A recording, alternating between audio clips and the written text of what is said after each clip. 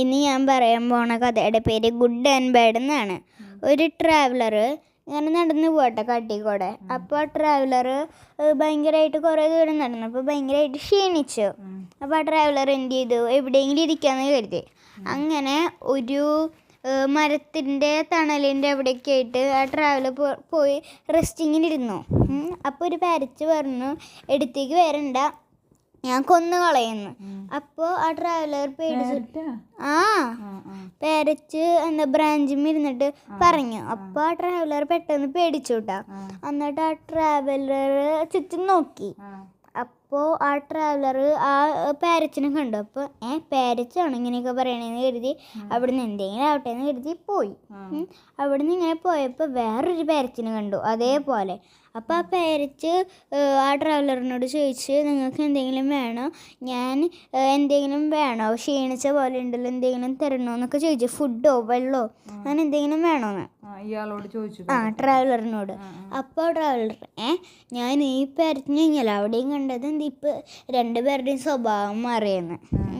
അങ്ങനെ ആ ട്രാവലർ കരുതി അന്ന് ഇതിൻ്റെ ഇടയിലുള്ള സീക്രട്ട് അറിയണമെന്ന്. അങ്ങനെ ആ ട്രാവലർ അതിൽ കൂടെ അങ്ങനെ ആ പാരറ്റിനെ ഫോളോ ചെയ്ത് പോയിട്ടാ.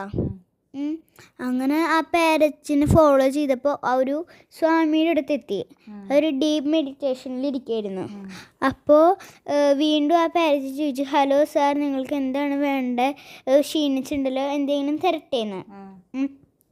അപ്പോൾ ആ ട്രാവലർ സ്വാമിയോട് ചോദിച്ചു, ഞാൻ ഇതേപോലെ തന്നെ ഒരു പാരറ്റിനെ ആദ്യം കണ്ടിട്ടുണ്ടായിരുന്നു.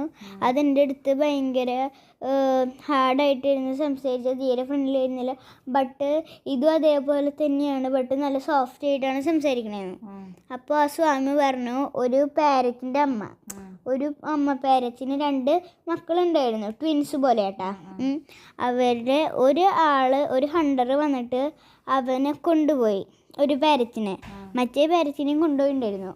അതിലൊരു പാരറ്റ് എക്സ്കേപ്പായി. ആ എക്സ്കേപ്പ് ആയ പാരറ്റിനെയാണ് താൻ ഇപ്പോൾ ഇവിടെ കണ്ടത്. മറ്റേ പാരറ്റ് ഹണ്ടറിൻ്റെ കൂടെ കൂടിയിട്ട് ആ ഒരു ഹണ്ടറിൻ്റെ ഭാഷ പഠിച്ചു. അപ്പം ഈ കഥയുടെ ഗുണപാഠം, നമ്മൾ ആരുടെ കൂടെയാണ് കൂടണേ ആ ആളുടെ സ്വഭാവം നമുക്കും വരും. അതിനൊരു പഴഞ്ചൊല്ലുണ്ട് മലയാളത്തിൽ. എന്താ? മുല്ലപ്പൂമ്പൊടി ഏറ്റ് കിടക്കും കല്ലിനും ഉണ്ടാ സൗരഭ്യം. എന്ത് എന്ന് വെച്ചാൽ മുല്ലപ്പൂവിൻ്റെ അടുത്ത് ഒരു കല്ല് കിടക്കുകയാണെങ്കിലേ ആ മുല്ലപ്പൂമ്പൊടിയുടെ ആ ഒരു മണം ഉണ്ടല്ലോ, അത് ആ കല്ലിനും കുറച്ച് കിട്ടുന്നു. കല്ലുമ്മയാണ് മുല്ലപ്പൂ വെച്ചെന്ന് വെച്ചാൽ മനസ്സിലായ? കല്ലിന് നാച്ചുറലി മണമില്ലല്ലോ അങ്ങനെ.